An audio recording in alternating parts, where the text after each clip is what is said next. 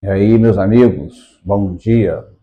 Hoje, 28 de março, sexta-feira, e falaremos sobre o tema que o seu exemplo seja o de Cristo e não o do mundo, ok? Em rápidas palavras, a graça foi outorgada ao apóstolo Paulo e não a postectomia religiosa. É bom deixar isso claro, irmãos, porque a postectomia ou a circuncisão era apenas um ato visível daquilo que você crê invisivelmente em seu coração, tá? Do cordeiro que lança o seu sangue inocente para salvar muitos pecadores, ok? Assim como acontece também com o batismo e a ceia. E se fôssemos fazer a ceia, por exemplo, como era feita no princípio do século, é completamente diferente da ceia que fazemos hoje. Mas nós vamos entrar nesses detalhes, né, porque não é o momento.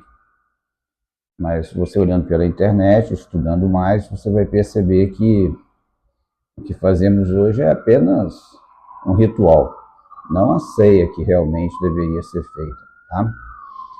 Então vamos lá. Logo, tudo que as outras nações fazem em nome de Jesus, lógico, que em coerência com o seu evangelho, é aceito e santificado por ele. Tá? Em Romanos 15, 14, 17 diz: o certo, e certo estou, meus irmãos, sim, eu mesmo a vosso respeito, de que estáis, olha só o que ele está falando, estáis possuídos de 1, bondade, 2, cheios de todo conhecimento, 3, aptos para admoestardes, 4, uns aos outros, né? Entretanto, a vós escrevi em parte mais ousadamente, como para vos trazer isto de novo à memória, por causa da graça que me foi outorgada por Deus, para que eu seja de Cristo, ministro de Cristo Jesus, entre os gentios. Olha só o que ele está falando. Por que ele está falando isso, irmãos? Na cabeça do judeu, irmãos, e isso é até hoje, tá? Deus é só para eles. Eles têm uma dificuldade muito grande em repartir o Deus que está no bolso deles, tá entendendo? E já o cristianismo, o evangelho é para todos, tá? Que creem, obviamente. E o judeu, você tem que passar por uma série de tradições para você chegar perto, assim, daqueles ali que se julgam ter o DNA de Abraão, tá? Mas aí o apóstolo Paulo está dizendo, ó, a mim me foi dado o sagrado encargo, tá? De, de anunciar o evangelho de Deus de modo que a oferta deles, a oferta dos gentios, seja aceitável, uma vez santificada pelo Espírito Santo. Então não adianta você dar a oferta, tem que ser santificada pelo Espírito Santo. Tenho, pois, motivo de gloriar-me em Cristo Jesus, nas coisas concernentes a Deus. Tá? É importante isso, ele está se gloriando em Cristo Jesus. Ele não está se gloriando na opinião dos judaizantes na época. Por isso que Pedro, Cefas, ele pregava mais para os judeus, porque ele era um judeu raiz. Tá? Já o apóstolo Paulo era filho de gregos com judeus. E ainda tinha um passado, né, terrível por ser um centurião, chefiava 100 soldados romanos. E ele pregava mais para os gentios. E foi, apesar de não ter conhecido Jesus pessoalmente, a não ser em espírito, né, quando ele apareceu ali em Atos, ele foi o que escreveu 13 epístolas. E essas 13 epístolas mudam o mundo até hoje, tá? Então vamos lá.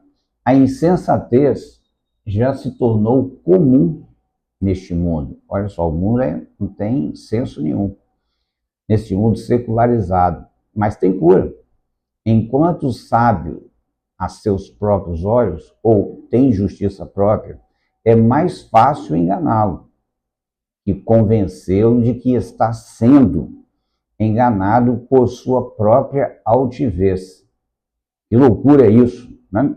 Observe que isso é importante. Eu já morei fora há alguns anos, tem muitos amigos que moram em outros países também, e eles mesmos falam, olha, Júlio, aqui o país está totalmente secularizado. É exatamente isso que o apóstolo Paulo está falando. A América também totalmente secularizada. Você já não consegue ver mais o que é certo e errado.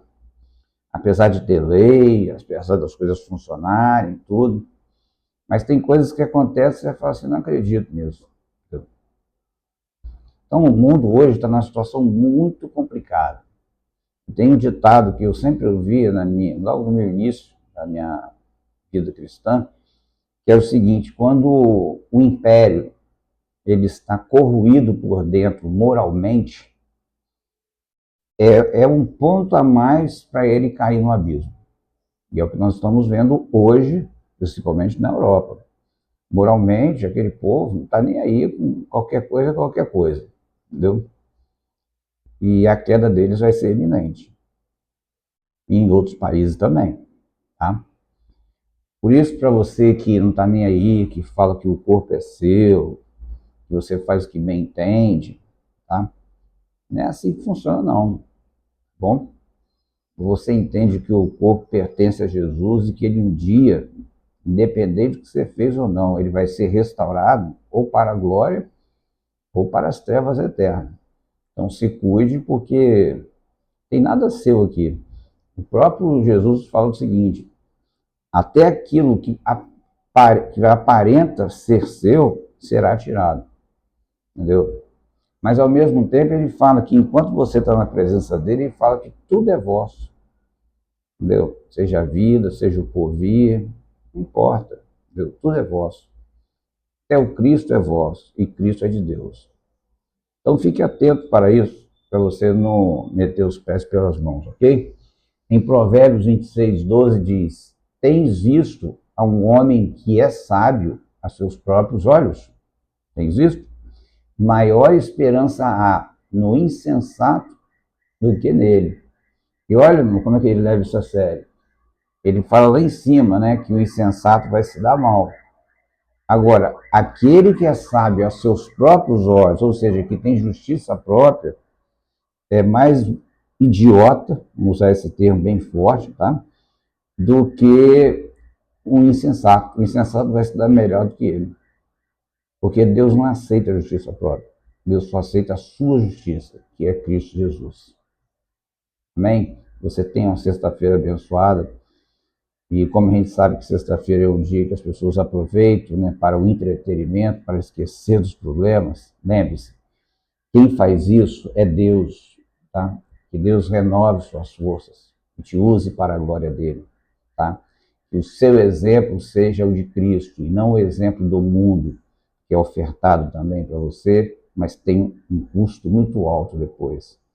Porque nada sai de graça nesse mundo, não. Alguém tem que pagar a conta. Ok? Amém.